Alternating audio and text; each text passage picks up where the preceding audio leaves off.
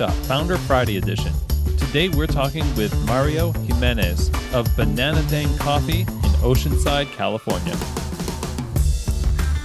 Well, hey everyone, and welcome to another episode of Keys to the Shop, where we give you insights, inspiration, and the tools you need to grow as a coffee service professional.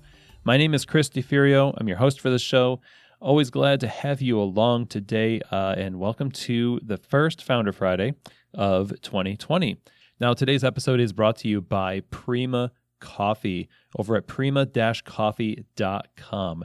They are one of the world's best specialty coffee equipment suppliers because they curate the best from all around the world, and then they match that perfectly with whatever your situation is.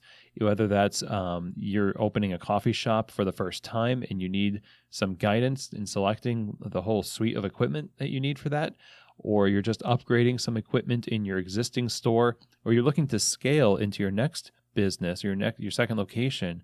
Prima Coffee is a perfect company to partner with in outfitting it with anything from brewers, espresso machines, grinders, even under-counter refrigeration and sinks, the whole spectrum of commercial coffee equipment over at prima-coffee.com.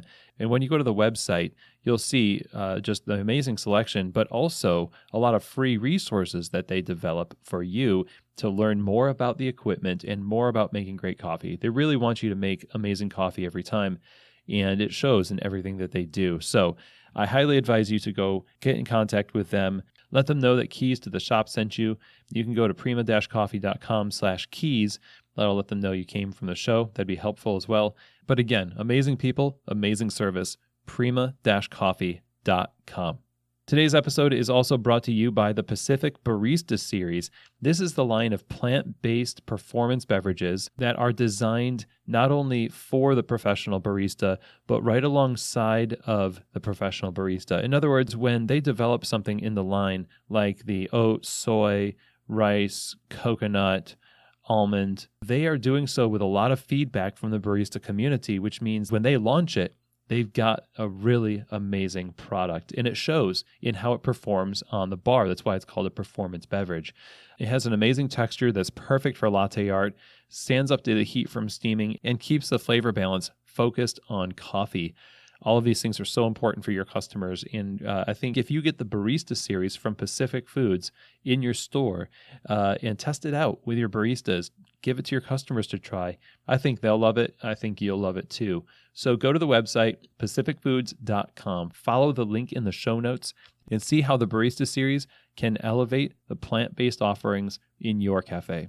All right, so today is Founder Friday, where we get to talk with founder of a great coffee shop, and learn all that they've learned, or as much as we can possibly get from them in this conversation, from the genesis of their store all the way to the present moment, the lessons they've learned, talk about staffing, about build out, overcoming hurdles and things like that.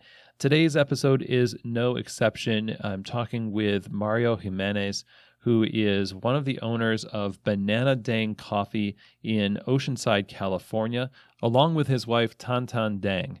Mario was a frontman for the punk rock band The Stanford Prison Experiment, and while touring, developed a love for great coffee. Banana Dang was born in Rincon, Puerto Rico in 2007, before relocating to Oceanside, California. And on the island in Puerto Rico, they offered Puerto Rican coffee and homegrown bananas in all their smoothies, and were dubbed the world's first all-banana smoothie and specialty coffee bar. Banana Dang became an institution in the Caribbean surf town. Their cafe operated for 8 years, and after selling the property in 2014, they returned to their home in California to open the second iteration of Banana Dang in 2015. So that's 13 years of serving the masses, amazing espresso and coffee beverages right alongside amazing banana smoothies. And I know they like to say they're bananas about coffee, and they love the camaraderie that happens when people get together and drink coffee. And I think you're going to pick that up in this conversation for sure, that they are driven by the simple pursuit of excellence in what they do, having fun doing it, and really contributing to and being a staple of their community. I've been following them for the past couple of years on Instagram, and I'm so glad that Mario decided to come on the show and talk to us about their story. And I guarantee you there's a lot of content here that is going to help you as an operator or a future operator, or even if you're just working in a coffee bar and want to be inspired and refreshed in your vision for what you do as a coffee professional. I think Mario's going to achieve that in this conversation. So without further ado, let's get into the story of Banana Dang Coffee in Oceanside, California with Mario Jimenez. Well, Mario, great to have you on the program. How are you today? Great, Chris. Thank you. I've been aware of your company for, like a couple of years now. And I've always been, I think it was the logo and the name of the shop, Banana Dang, that was just like, oh, that's a really interesting logo and branding. And ever since following you on Instagram, I've just really enjoyed the spirit of your cafe, and then reading a little bit more about the story. I've wanted to have you on the show. So it's really great to have you on to kind of talk about your story. So how did you find yourself in coffee as a profession? Like, how did you find coffee? And then sort of how did you decide to open a shop? Like, that was what was for you.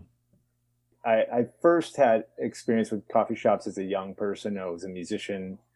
And the places that I found that were interesting places with creative people and creative thinkers were gathering in Los Angeles at the time were in these coffee shops. So that was kind of also the first place where I tasted unique coffee. And from there, I would think, being a musician, we traveled a lot, and I noticed that's most of the places had terrible coffee. Then once in a while, out of the blue, somebody would knock me out.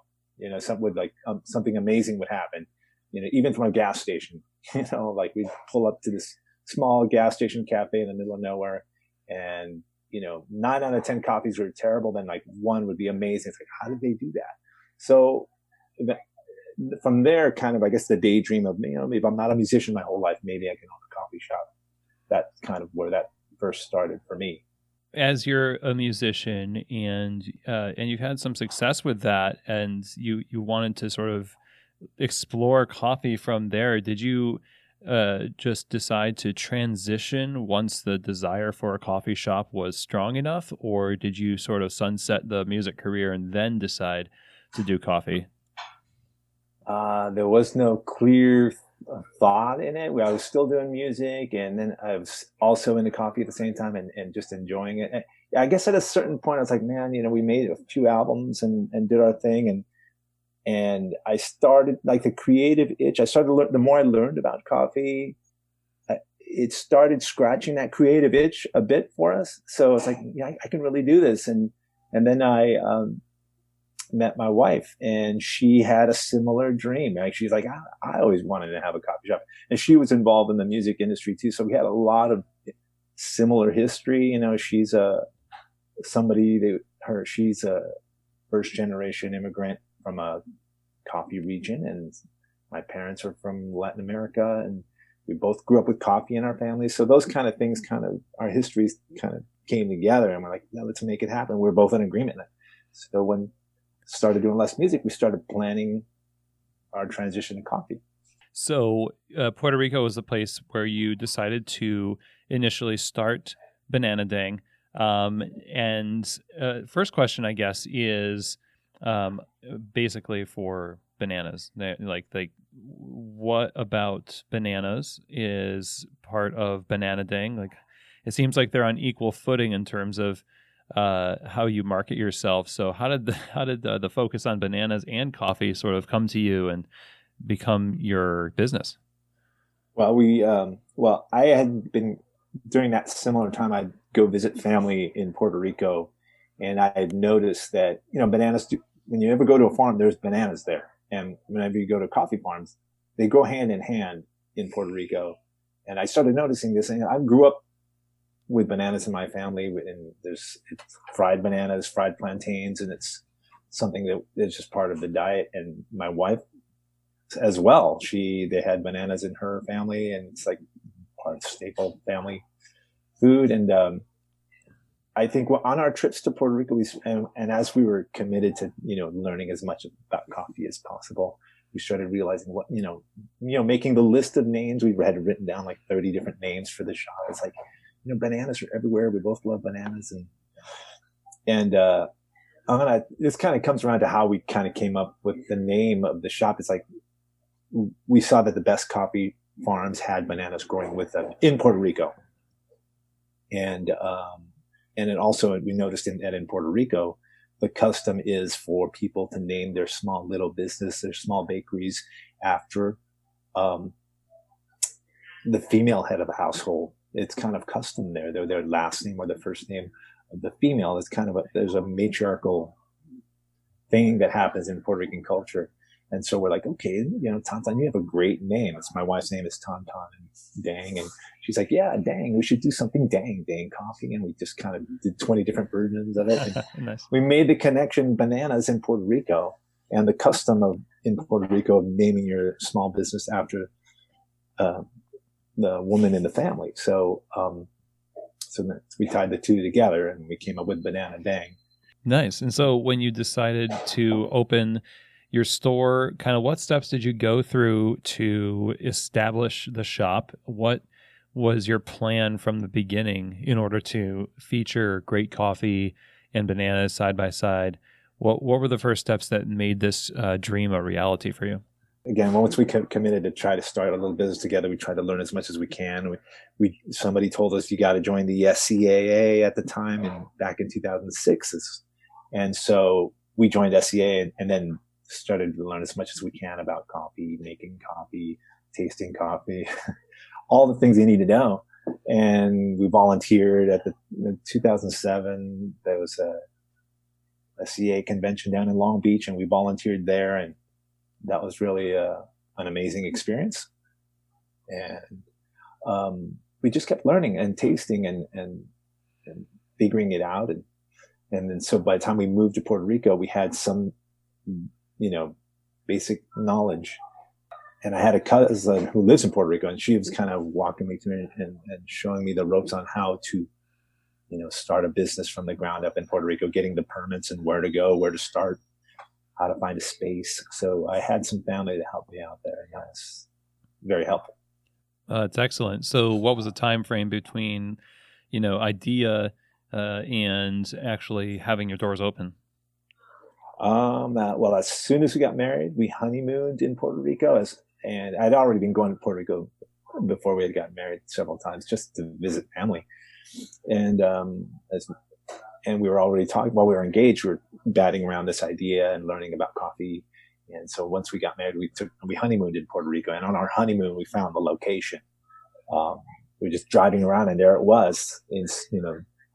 And we pulled over and had a conversation with the owner, and that was the perfect spot. And we opened up the spot, and we bought the spot, and then we went back home and worked on the whole business plan and the concept for about almost 3 years before we actually opened.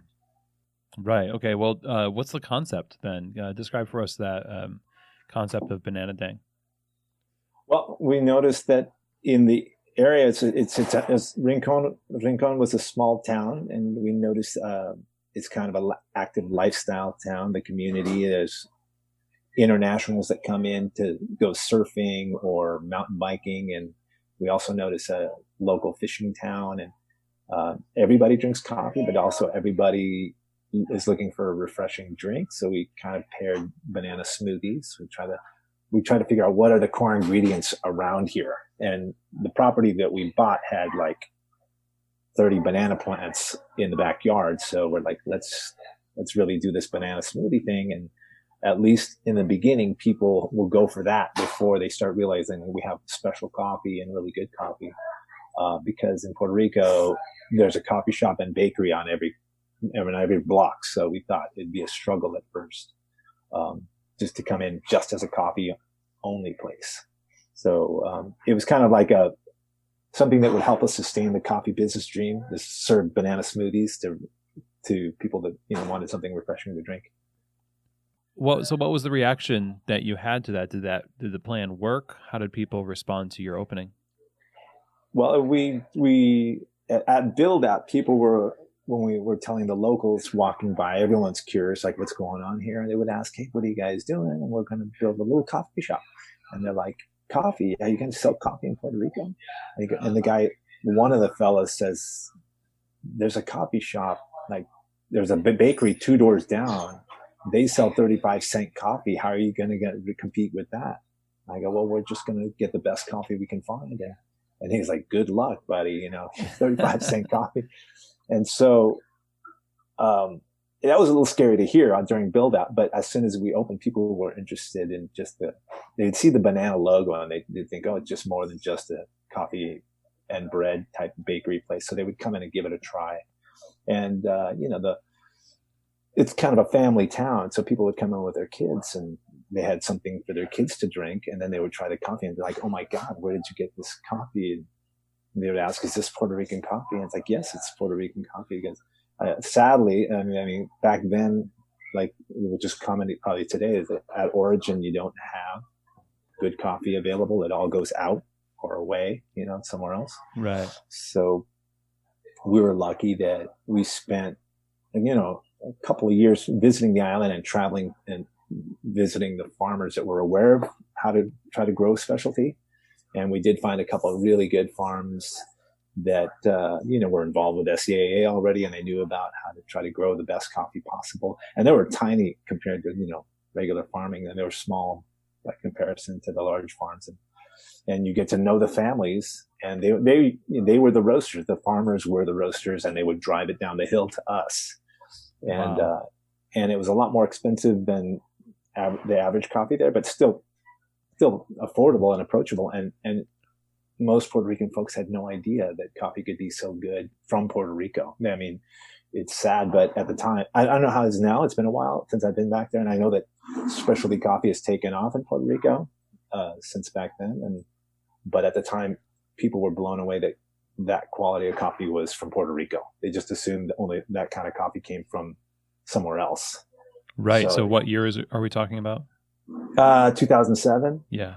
2008. And people were like, that was one of the most rewarding. I mean, I had many rewarding moments, but one of the most rewarding moments was we had an old timer come in, just an old Puerto Rican traditional kind of person. And he came in, it's like, you have Puerto Rican coffee? They tell me you have Puerto Rican coffee. And I'm like, yeah.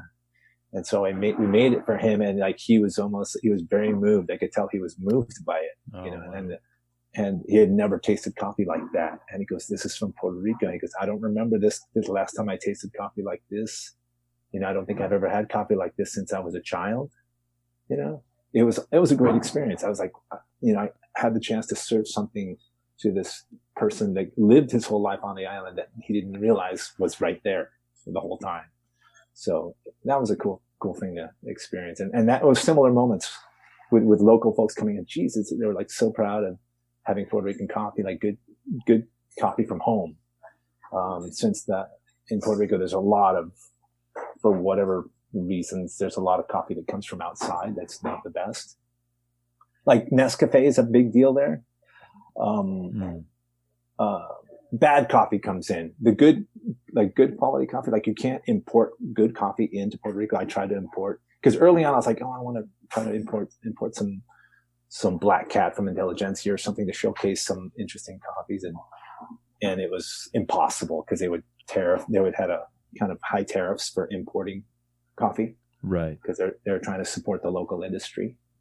But local coffee farms were mostly producing really poor quality coffee for just, I don't know what for, but when we did manage to find a couple great farms that were, something that we felt really proud to serve. And it was cool to get that experience from the locals.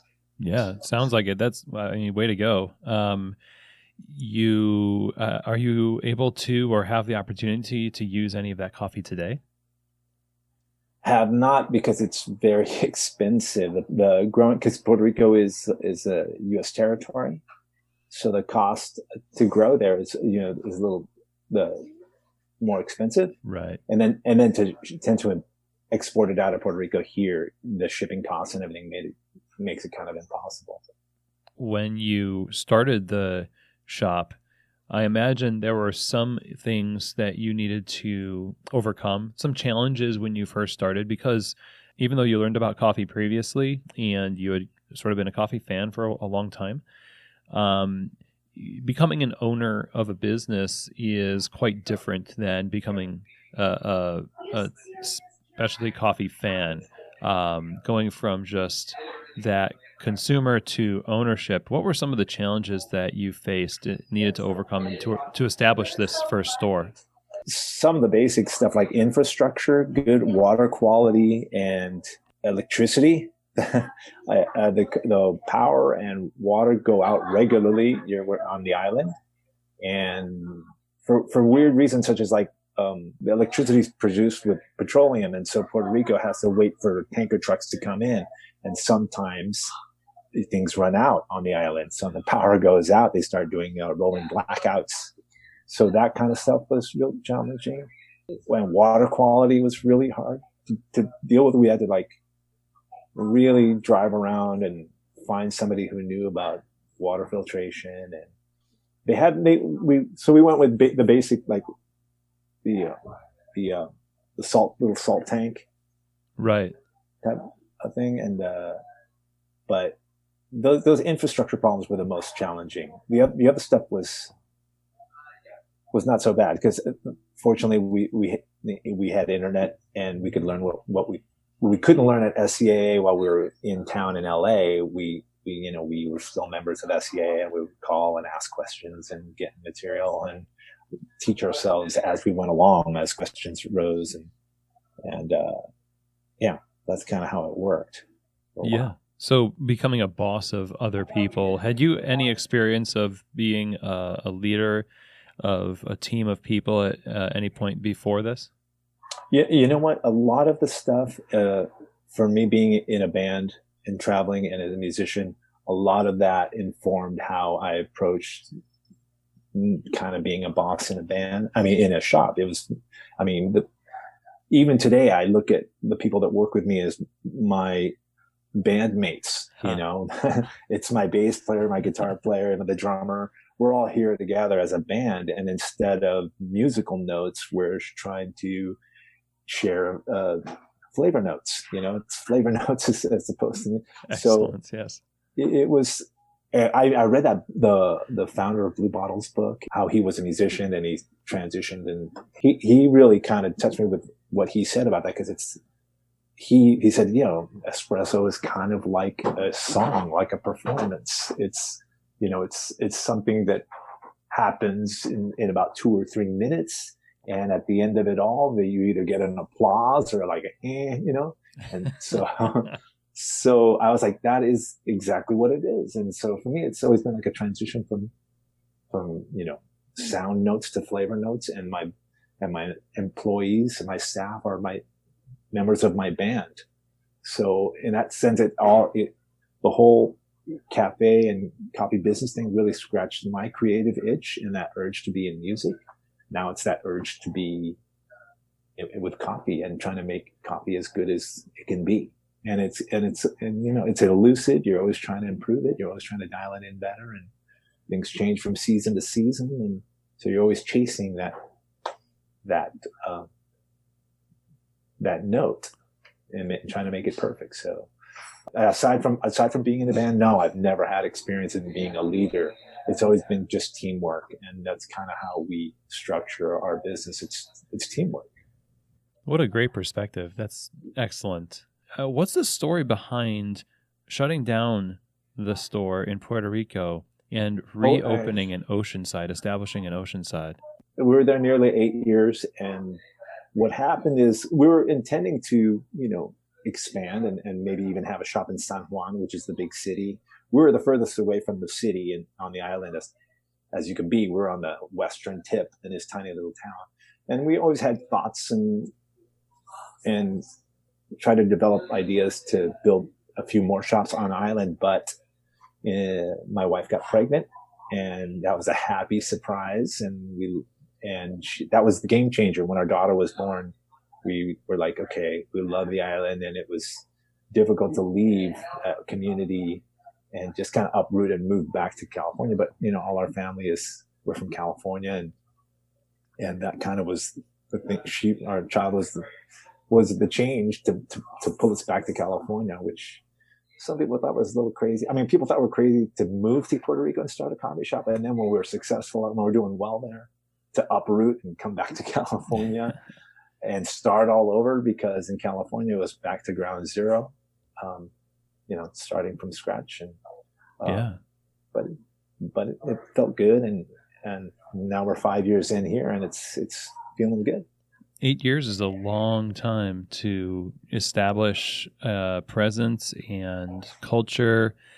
What I imagine you mentioned it's hard. It was hard, but what were the emotions that kind of you went through in order to come to that conclusion? I know you're making decisions that are best for your family, but with so much vested interest in one shop, and I know a lot of people listening might be thinking, I couldn't walk away from that. There's too much that I've invested into this thing. Like, have you always from the beginning just thought, whatever is best for our family, that's what we're going to do no matter what it means? Or did you come to that conclusion within that 8 years? I think within the 8 years, we came to that conclusion. I mean, it felt like being home in Puerto Rico anyways, because I have family there. And it was difficult because our heart's in two places, and, but like I said, that when our daughter came along, it was clear that we wanted her to see her grandparents. Both our parents are all in California. We're Angelinos, from the get go. So we wanted our daughter to grow up in, back what we knew. So, but we were there until she was 5 years old. So her first 5 years were in Puerto Rico, and it's a tough question. It was like, I don't know if I can give good advice on that one. It's just like something that we had to do for our, family situation. It wasn't probably wasn't a great business decision, and it was more like a family decision. Because to leave something that's doing well and start from scratch doesn't sound smart business wise, but we felt confident and from everything that we've learned being at Origin and all the challenges that it is to run a shop at Origin. There's unique challenges that you don't have stateside. We felt like, we can do this. We can uproot and we can go stateside. It's going to be easier. And it was, in a lot of ways, it is easier. It's a little more expensive stateside to do things, but water doesn't run out, power doesn't go out, supplies arrive on time. You don't run out. You don't run out of things on the island. You're on an island, you run out. Stuff doesn't come in. So those challenges stateside here and now we're in San Diego, we don't have those challenges. There are different kinds of challenges, which is like, you don't want to, here it's more like you don't want to get lost like a needle in a haystack. There's so many people, and there's so many other options for customers to go to that's the challenge. So what is, besides things running out, I wonder if you could dive into a little bit of the logistical challenges, or just the process that you had to go through in order to pick up and restart. So I imagine you needed to sell the business, or just, did you take the equipment with you? Did you ship it back to the States? Did you just sell it to somebody else? What happened there? Well, yeah, we sold everything because shipping is just too expensive, and we knew we can get, when we had decided to move back, it didn't happen quickly. Our daughter was born and we were there 5 years with her. So during those years, we reached out to, all the different vendors out here in San Diego saying, we're thinking to move to San Diego, and, we need somebody, we're trying to find somebody who can, service our machines, who's, all that stuff. So we made all those connections happen before we even arrived back in California. So that was kind of how we did it. we took our time until the time was right. So you are now in the States. You're in San Diego, and then opening this new store.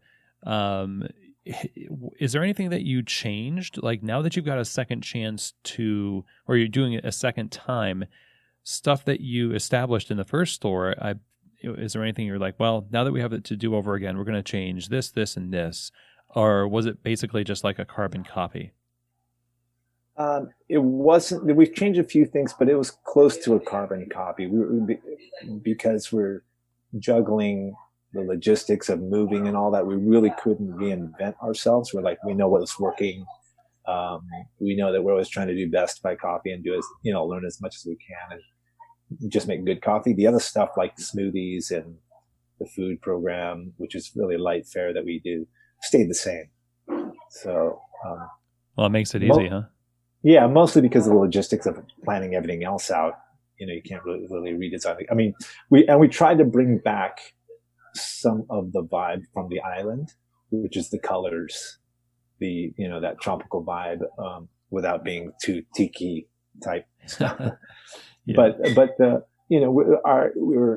we're influenced by the colors at the island in Puerto Rico, and by the colors of the ingredients, which is green, yellow, the red for the coffee cherry, and green and yellow for the banana. So those are like color palettes that we played with it, and we just brought the exact same colors back to Oceanside, and we feel good. We feel happy about that. We like to showcase, and people always ask why don't people notice that it's something different from what coffee shops look like, and even from what specialty coffee shops look like when they walk in. There's color on the walls, a lot of color. How dare you? Exactly. So people are like, wow, this is not, I mean,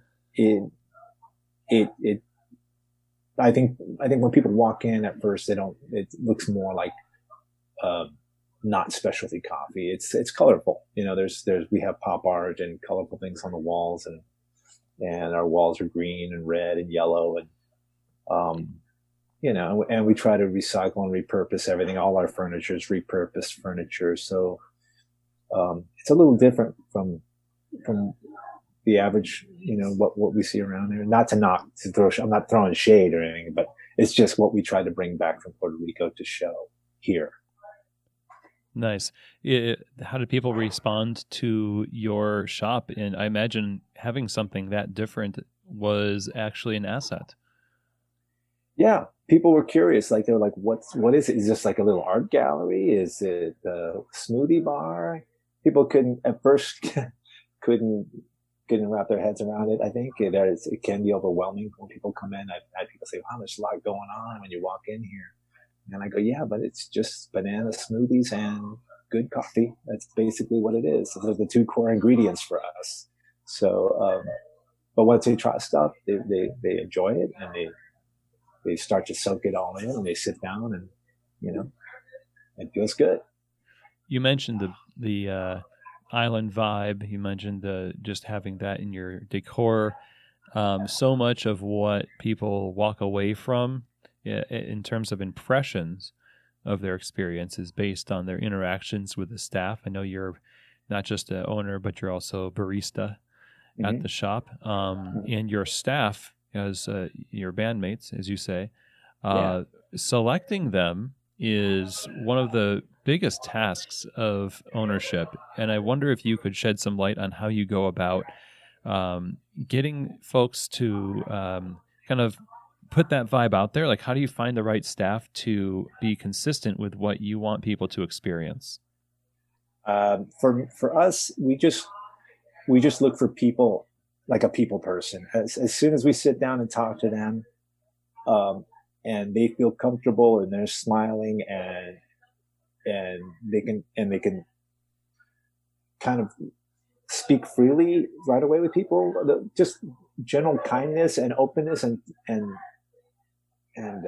have that like happy gene, that gene of I want to get to know you and I'm interested in what you're saying. Those are things I can't teach. I can't teach somebody to be a people person. So so if we find that in somebody, we'll give them a chance, because we can always teach people how to make coffee and do the service part of of the cafe, that can be taught, but how to enjoy being around people and serving people, that's kind of something, if you don't have a little bit of that right away, I can't teach that.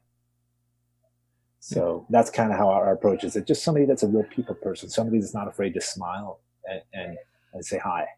Nice. How many staff do you have right now? 7 total. 7. That's awesome. I really enjoy, the, I won't say simplicity because sometimes things aren't so simple, but having a single location, the staff that you can, pretty easily have it within hand's reach, like they're right there. It's not hard with a smaller, like dedicated group to communicate what you're thinking and to take care of problems, etc. It feels like you just have a really consistent vibe in the shop, and that you have a really good sense of communication about you and how you all sort of interact with one another. Are there things that come up in the cafe that sort of problems that, like, I guess the question I'm trying to ask is, how do you go about handling problems in the cafe when they do come up? Because right now I think we're painting a really sunny picture, and no doubt that's like the dominant way that things are, but business equals problems, as some folks have said.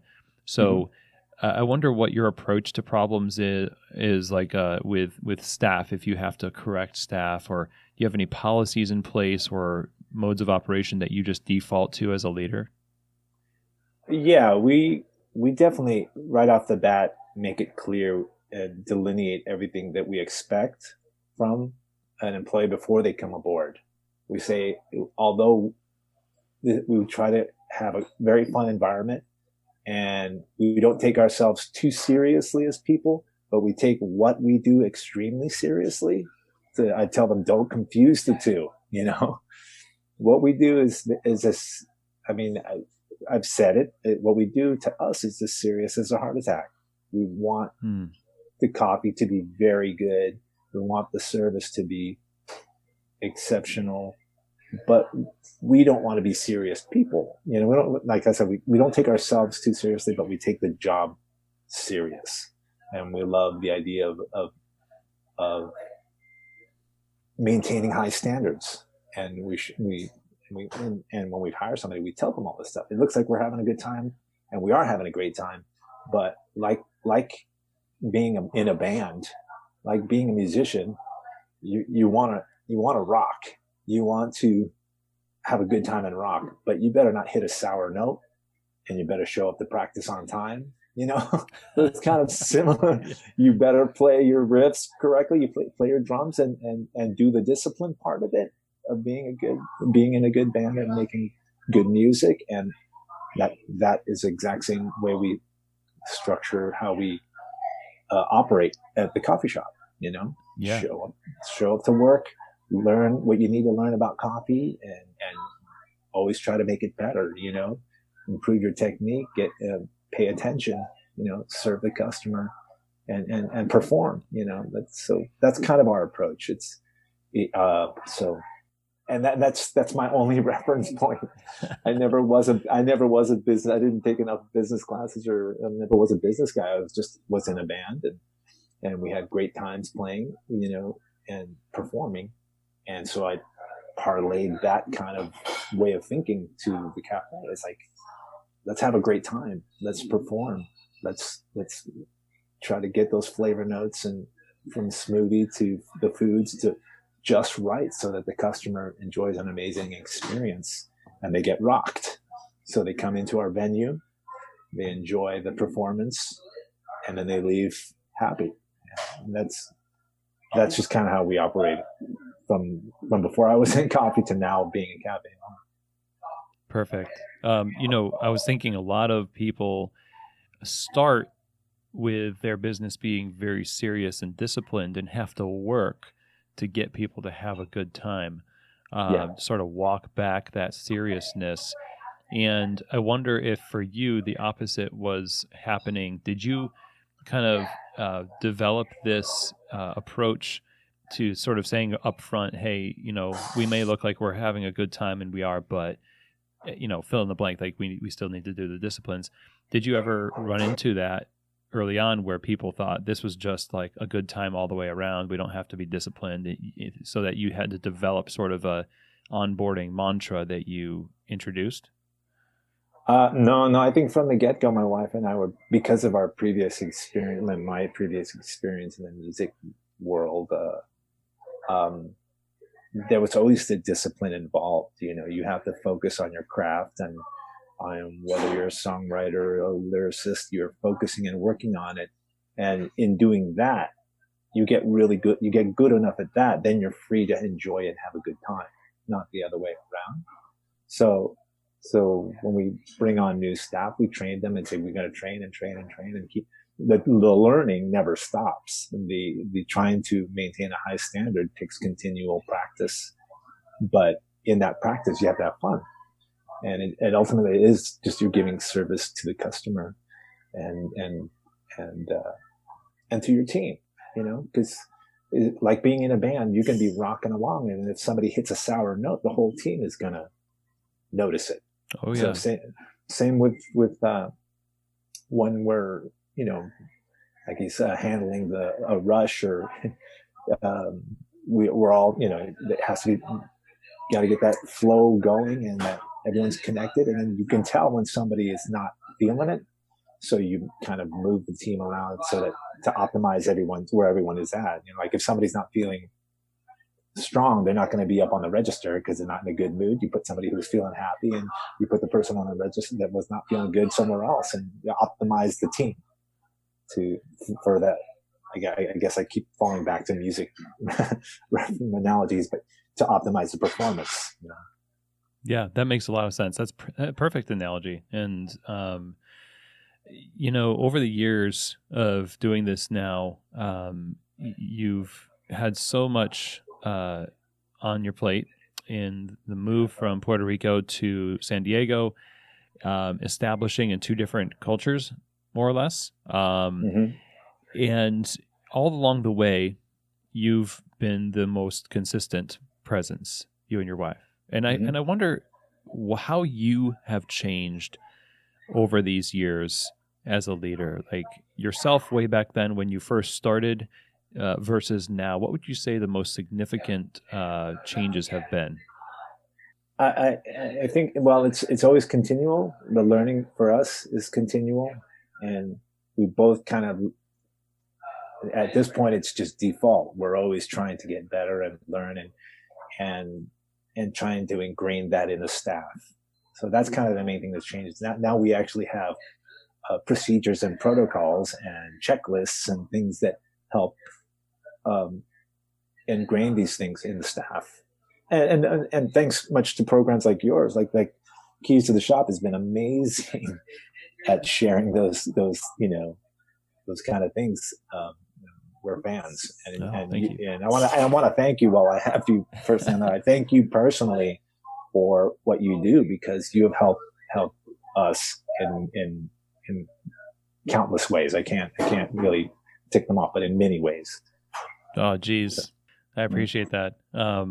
You are constantly learning, and I agree. That's like, you can't stop doing that. You don't stop evolving, even if you think you have. You're still changing and adapting based on what you see around you. So you might as well be in charge of, who you become by, taking it over. You're just like directing the process, because you're going to change. Right. Without having to react. Instead of reacting to it, we're always actively seeking what is happening, what's going on, what kind of knowledge is coming down, what kind of discoveries are out there. And so it's kind of part of what we do now. So. One of the things that coffee shops provide is community. And I know that, with a smaller, Oceanside community is probably your core business, of course, all of San Diego. But the point is that with a shop like yours, it seems like you're going to get to know people very well. They have one location to go to, and you get to see the same people day in and day out, and some visitors. But I wonder what you've seen How have you seen what you do shape the neighborhood and your neighbors over these years since you've relocated? That's a great question. I think it's a great place for people to, from my initial, what inspired us from the beginning, a unique place to come and hang out, an open space where you can, all kinds of people come in here. We have Oceanside has it's great diversity. I mean, there's Camp Pendleton is right there, so we get the marine families and military families, but then we have the surfing community layered on top of the hip hop, crowd and the music crowd, and then there's artists and craftspeople, and there's multiple layers. That's one thing that we loved about Oceanside is the diversity, which is unique to San Diego, because much of San Diego's beach communities are not as diverse. They tend to be, just kind of beachy, surfy, and that's it. But Oceanside has just the kind of diversity we were used to in Puerto Rico. There's people of color. There's people from all the different classes, like doctors, lawyers, plumbers, fishermen, surfers, college kids. They're all in this little town. And well, it's not much of a little town, it's a city. So I think our space here is a place where they all come and mingle, where they all feel comfortable coming in, from the businessman to the college person to the Marine, to the sailor, the surfers. They all come here and we want them to feel comfortable, and they do. And it's interesting. And we haven't forced it. It's just something we kind of approached it just the way we did in Puerto Rico. And when we opened our doors here, it's been just always a nice surprise of the people that start coming and people that start becoming our regulars. It's been a really cool thing to see. And then the support from other small businesses. There's a lot of small businesses in Oceanside. When we first opened up, some of the first people to walk in the door were these little business owners that come in just checking it out. And yeah, it's been just an interesting, like, third space where people can hang out and get together, and have good coffee and be in a unique little place. Yeah, that's what it's all about. It's awesome. Mm-hmm. As we wrap up here, my last question to you, and this has been a super conversation. Thank you so much. Thank you. What advice would you have to other owners, operators out there, from your experience, if you had just an opportunity, well, now, to mm-hmm. tell them some things to focus on, some lessons you've learned? Like, what would the thing be that you'd tell them? At least, well, for us, it's just to continue learning and have fun doing it. If it's not fun for you in some way, just get out, because you can go make money or do something else. Especially if you want to make a lot of money and stuff, go be a banker or something. Don't do coffee, if you, and then just try to enjoy people, that everyone has something to offer.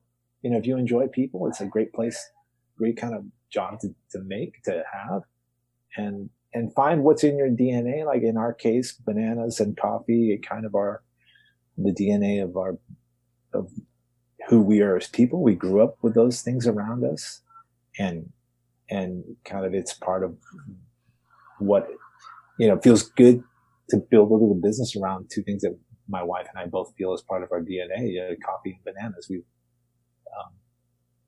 And just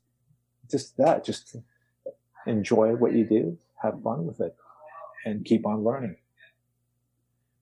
Excellent. Mario, how can we stay in touch with you and what you're doing there at Banana Dang? Where can we follow you online, etc.?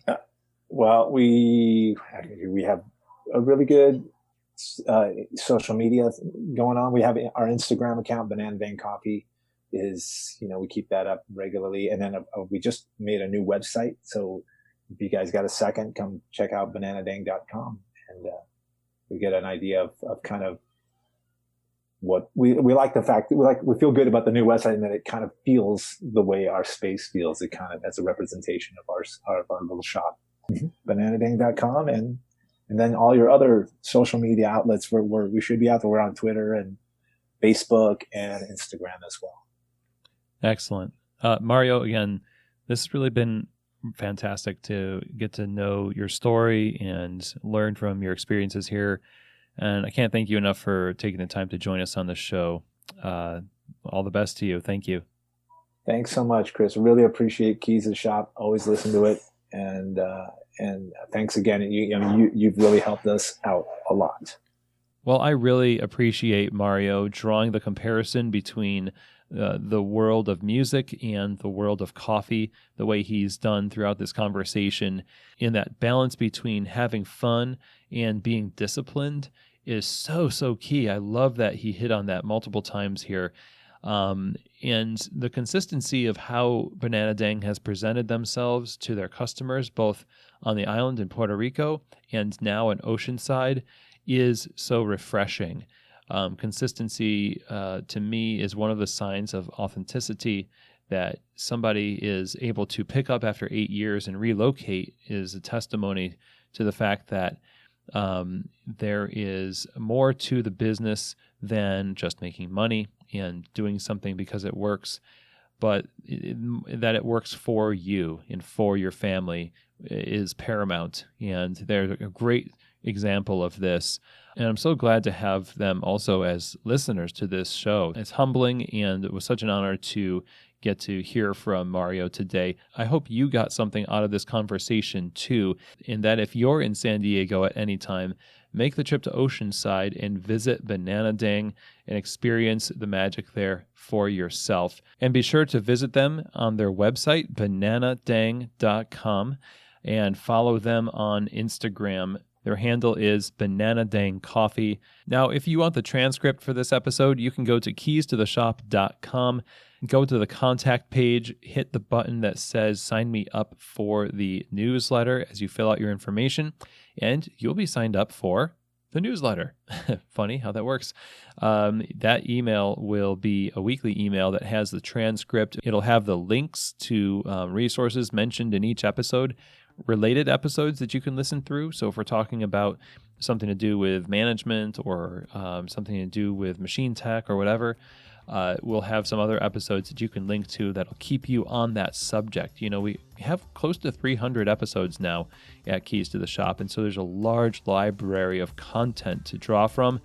And those related episode links in the show notes on iTunes and in this email are really useful because it gives you sort of a learning track to go down through the vault in Keys to the Shop history. So again, go to keystotheshop.com to sign up for that on the contact page.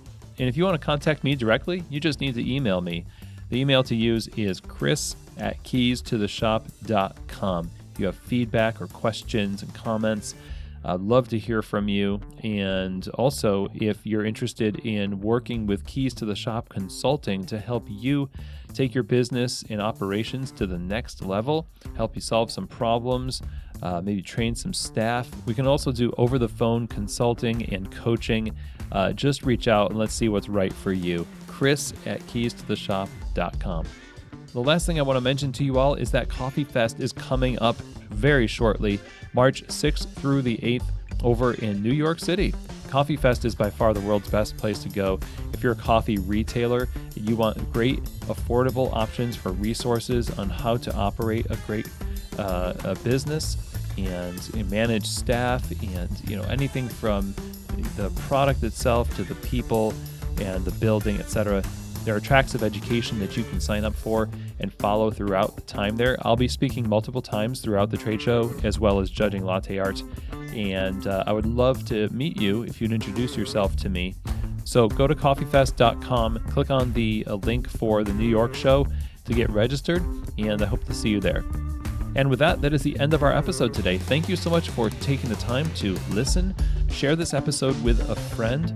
And I thank you all from the bottom of my heart for being listeners to this show. And I hope that this is continuing to give you value in your career and in your business. And as always, I hope this episode has truly given you keys to the shop.